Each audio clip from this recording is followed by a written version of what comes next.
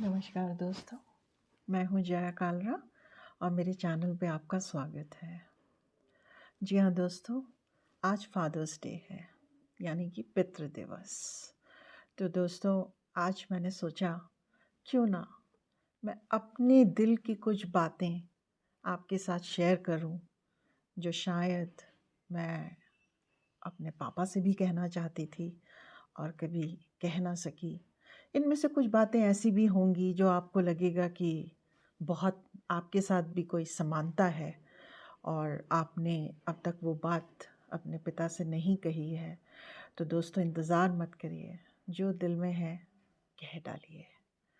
तो दोस्तों, आज मैं सिर्फ़ और सिर्फ़ अपने पापा के बारे में बात करूँगी। मेरा उनके साथ जो एक रिश्ता था उसके बारे में। और दोस्तों, बचपन से ही शायद मेरा ये मानना था कि माता-पिता जो होते हैं ना, वो भगवान का रूप होते हैं। क्योंकि भगवान हर जगह फिज़िकली प्रेज़ेंट नहीं हो सकता, तो उन्होंने माता-पिता को बनाया हमारा ध्यान रखने के लिए। तो शायद ये मेरी आस्था बचपन से रही और उसको ही मान के मैं चली। पर जैसे कि आज हम सिर्फ़ पापा की बात कर रहे हैं, तो मैं उसी की बात करने जा रही हूँ। दोस्तों, जब हम भाई-बहन बहुत छोटे थे, तो हम अपने पापा से बहुत डरते थे, क्योंकि हमारी मम्मी ने हमारी मन में हमारे पापा की इमेज ही कुछ ऐसे बना के रखी हुई थी। हम कुछ शैतानी करते या कुछ भी ऐसा हो जाता, तो मम्मी बस ये कहती थी, आने दो पापा को ऑफ़िस से, उनको बताऊँगी। और हमें इतना डर लगता था उनसे। जैसे ही वो ऑफ़िस से आते थे, उनकी गाड़ी की आवाज़ हम सुनते थे, हम सारे तीनों चारों भाई-बहन मिलके अपनी किताबें निकाल के चुपचाप पढ़ने बैठ जाते थे। कई बार ऐसा होता था कि पापा आते थे और भाई की हाथ की किताब जो है वो उसने उल्टी पकड़ी होती, तो उसको पकड़ के सीधा कर देते थे और कहते थे, ज़रा सीधा करके पढ़ लो। वो भी समझते थे। और ऐसे ही शायद जब हम लोग छोटे थे, हमारे समय में ऐसा ही होता था कि पिता के साथ का एक रिलेशन उस तरह से खुला नहीं होता था, जो आज के दिन में बच्चों के साथ होता है। हमारी कोई मजाल नहीं थी कि हम पापा के सामने आवाज़ उठा सकें। और हम सब भाई-बहन जब पढ़ाई भी करते थे, सब कुछ, तो वो हमें पढ़ाते थे, तो उनको गुस्सा भी आता था और पिटाई भी होती थी। पर वैसे मैं बहुत लकी थी कि मेरी तू पिटाई समझा? कभी भी नहीं हाँ। हुई पापा से, क्योंकि मैं नहीं, पढ़ाई तू में समझा कुछ नहीं। अच्छी ही थी। अब जैसे-जैसे क्या हुआ कि हम लोग बड़े होते गए और कॉलेज में आए, तो शायद हमारे पापा को समझ में आने लग गया कि यार, ये बच्चे मेरे से दूर होते जा रहे हैं। ऐसे तो बच्चों से मैं बात नहीं कर सकता हूँ और उनके दिल की बात नहीं समझ सकता हूँ। तो धीरे-धीरे हमने देखा कि उन्होंने उस जो आपने चारों तरफ एक जो घेरा बना रखा था, उसको तोड़ दिया और वो अब हमारे दोस्त बनने लग गए। अब हमसे वो खुल के बातें करते थे और शायद इसका सबसे ज़्यादा फ़ायदा जो है मुझे ही हुआ, क्योंकि मैं घर में रह के सबसे ज़्यादा समय जब पापा होते थे तो उनके साथ व्यतीत करती थी और उनकी बातें सुनती थी। मेरे पापा मेरे लिए एक एनसाइक्लोपीडिया थे। मुझे लगता था हर बात का जवाब जो है ना, मेरे पापा के पास ही है। वो जो भी कहेंगे, वो ठीक कहेंगे और मैं उसको दिल से मानती थी। कई बार ऐसा होता था, मैं पापा से कुछ पूछती थी ना, तो पापा मुझे उस समय उसका आंसर नहीं देते थे, लेकिन वो कहीं न कहीं से उस चीज़ को पढ़ के और जान के मेरे को ज़रूर सैटिस्फ़ाई करते थे। उन्होंने हमें कभी भी धर्म की शिक्षा नहीं दी। वो हमेशा कहते थे, इंसानियत सबसे बड़ा धर्म है। पापा ने हमको कभी भी धर्म की शिक्षा नहीं दी। वो बहुत पूजा पाठ करते थे, पर उन्होंने हमें कभी भी ये नहीं कहा कि तुम इस धर्म को मानो या इस धर्म को नहीं मानो। हमारी मम्मी बंगाली थी, तो हमारे घर में दोनों ही कल्चर का सब कुछ होता था और दूसरे भी जो कल्चर्स होते थे हमारे दोस्तों के या कुछ, हम बहुत अच्छे से उन चीज़ों को मनाते थे। हमारे पापा ने हमको कभी नहीं रोका और वो हमसे हमेशा कहते थे, बेटा, इंसानियत ही सबसे बड़ा धर्म है, उसको कायम रखना। और पापा ने हमको ईमानदारी का पाठ पढ़ाया और वो जिस पर बहुत विश्वास रखते थे, जिसकी वजह से उनके ऑफिस में भी, उनके दोस्तों के बीच में भी उनकी बहुत रिस्पेक्ट होती थी, जो मुझे देख के तो बहुत ही अच्छा लगता था अंदर से। और मैं हमेशा सोचती थी कि मैं हमेशा अपने पापा जैसी ही बनूंगी और करूंगी। लेकिन मुझे अंदर से पता ही नहीं था मैं उनके जैसी हूँ या नहीं हूँ। कोई भी हमारे घर में कुछ भी सामान लेके आता, जैसे उनके सबऑर्डिनेट्स हुए या किसी की नौकरी लग गई या किसी के घर में कुछ हो गया, तो वो इंसान हमारे घर में अगर कुछ भी सामान लेके आता था, कई बार होता था लोग गांव से घी ले आते थे, टमाटर ले आते थे, सब्जियां ले आते थे, और मेरे पापा उनको हमेशा पैसे दे के उस सामान को ले लेते थे, पर उस चीज़ को कभी एक्सेप्ट नहीं करते थे। वो बहुत कहते थे कि नहीं सर, हम खुशी से लाए हैं, पर मेरे पापा हमेशा कहते थे, मेरा दिल नहीं मानता और मैं इन चीज़ों को नहीं लूँगा। बस जब दिवाली का समय होता था, तो हमारे घर में बहुत बहार होती थी, क्योंकि वो समय था पापा एक मिठाई का डब्बा जो भी आता था उससे खुशी खुशी ज़रूर एक्सेप्ट करते थे। और हम सब भाई बहन सुबह से ही उठ के देखते थे, मतलब 2 दिन 3 दिन पहले से हमारे घर में तांता लग जाता था लोगों का आने का, मिठाई, फल।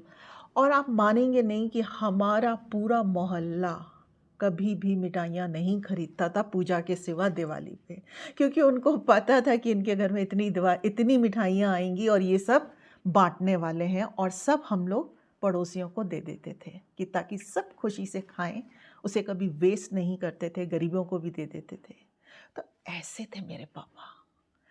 और पापा की जो भी जिम्मेदारी होती थी वो मैं अक्सर लेती थी।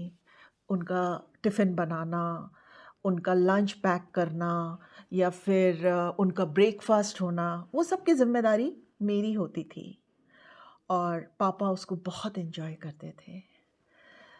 एक बार क्या हुआ कि हम जब बहुत छोटे थे, तो मेरे मामा जी को कैंसर हो गया और मेरी मम्मी को छोटे भाई के साथ मामा जी के पास जाना पड़ा।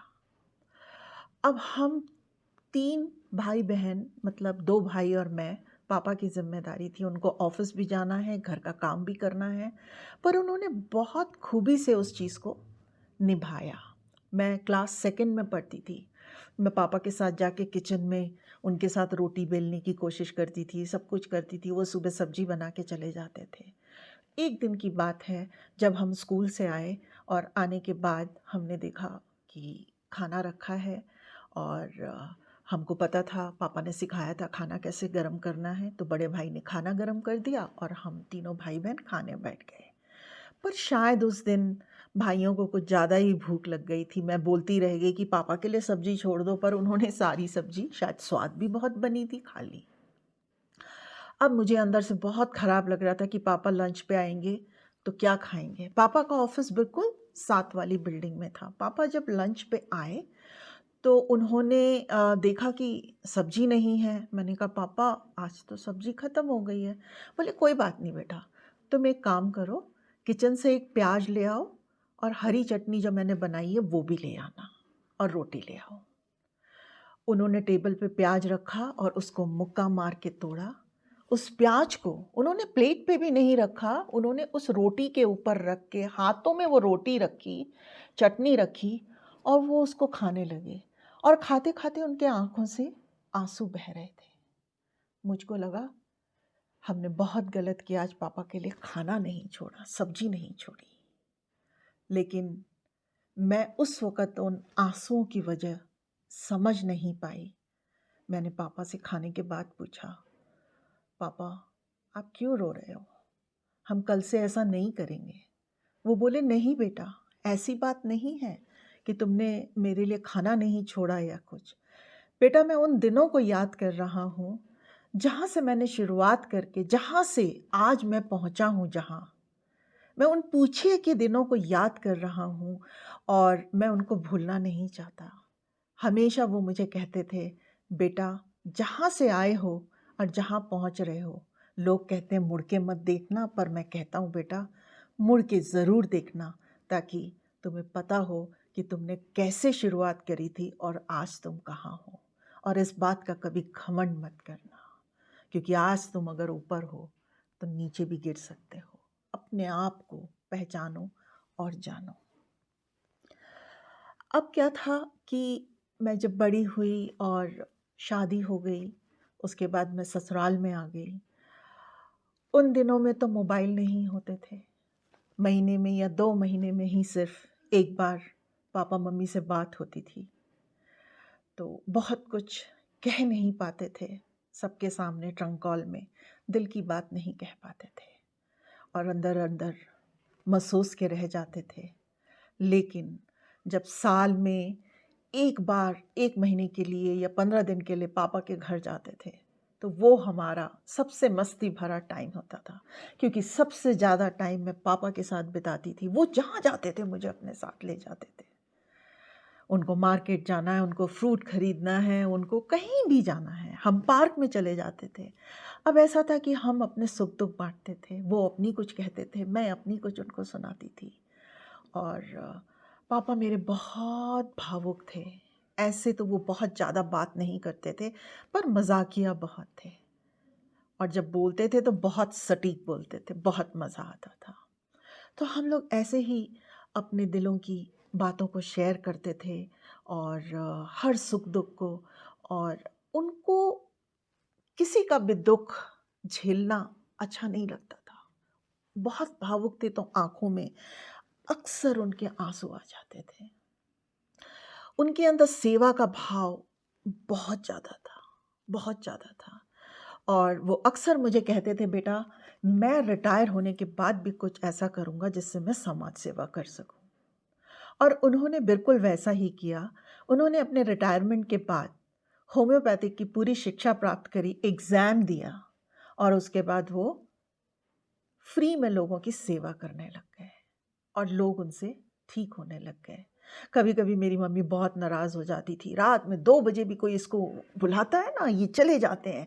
मैं बड़ी परेशान हो जाती हूँ कि मुझे इनका डर लगता है। लेकिन मैं मम्मी को हमेशा बोलती, मम्मी जो भी निस्वार्थ भाव से किया जाता है ना, वो हमेशा अच्छा होता है, उसके साथ बुरा नहीं होता। और वो अपने इस कार्य को करते थे और मुझे हमेशा कहते थे, बेटा मेरे काम को ना तुम्हें आगे ले जाना है। मुझे पता ही नहीं था कि मैं कब उस राह पे अपने आप ही आगे बढ़ गई, हीलिंग करने लग गई लोगों की, लोगों को मदद करने लग गई। तो शायद वो कहीं न कहीं मेरे पापा से मेरे अंदर में आया था, जो मैंने उनके अंदर देखा और वही करना शुरू किया। मुझे पता ही नहीं चला कि वो मेरे गुरु थे। वो जैसा चाहते थे मैं वैसा ही जीती थी, वैसा ही करती थी। मुझे समझ ही नहीं आया। और उनके जाने के बाद 2008 में जब वो हार्ट की प्रॉब्लम की वजह से हमें छोड़ के चले गए, वो समय मेरे लिए तो बहुत ही कठिन था, बहुत ज़्यादा। मुझे लगा मेरी बैकबोन टूट गई, अब मैं कैसे खड़ी होंगी। लेकिन कहीं न कहीं वो जानते थे, उनकी आत्मा जानती थी। उन्होंने मेरे मेडिटेशन में आके मुझे एहसास कराया, मैं हूँ तुम्हारे साथ, मैं कहीं नहीं गया। और मैं जानती हूँ कि वो हमेशा मेरे साथ ही रहते हैं, मेरे दिल में रहते हैं। मैं कोई भी चीज़ जानने की कोशिश करती हूँ, सिर्फ मैं उनकी फ़ोटो के आगे जाके आँख बंद करके खड़ी हो जाती हूँ और मैं अपना क्वेश्चन उनसे बोलती हूँ और मुझे जवाब भी आता है। मुझे लगता है मेरे पापा मुझको बताते हैं और मुझे सही मार्ग पर आगे ले जाते हैं। दोस्तों, उनके जाने के बाद ही पता चला कि मैं तो लाइफ उनके हिसाब से ही जी रही थी, जैसा वो चाहते थे, पर पता नहीं था। वो मेरे गुरु सब कुछ थे। वो हमेशा मुझे कहते थे, बेटा मुझसे बहुत आगे जाना। शायद एक माता पिता ही ऐसे होते हैं जो अपने बच्चों को अपने से आगे ले जाना चाहते हैं। और आज मैं जानती हूँ कि वो हमारे बीच में है। कहीं वो मेरे भाई की आँखों में है, कहीं वो मेरी नाक में है। लोग मुझे कहते थे कि मेरी नाक मेरे बिल्कुल पापा जैसी है, और मुझे उसका बहुत गर्व भी होता था। कहीं मेरे भतीजों की शक्ल में है, किसी की आवाज़ में है, मेरे चाचा में है। वो हर रूप में मेरे को दिखते हैं। कहीं ना कहीं मेरे पापा कहीं नहीं गए दोस्तों, वो आज भी मेरे साथ हैं। और पापा, आप सुन रहे हो मुझे, ये मेरे दिल की बातें हैं जो मैं आपसे शेयर करना चाहती थी, बोलना चाहती थी। पापा, मैं आपको बहुत प्यार करती हूँ। आप देखिए अपनी बेटी को, आप जैसी है कि नहीं। ज़रूर। तो दोस्तों, ये कुछ मेरे दिल के अल्फाज थे जो मैंने आपके साथ शेयर किए। मैं जानती हूँ आपके भी कुछ ऐसे अल्फाज होंगे जो आपके भी दिल में कुछ ऐसा होगा। अगर आपके पापा हैं तो इंतज़ार मत करिए, उनको जाके सब बोल दीजिए आप उनके लिए क्या महसूस करते हैं, कहीं देर ना हो जाए दोस्तों। तो बस इसी के साथ आज मैं अलविदा लेती हूँ। फिर मिलूँगी एक नई वीडियो के साथ।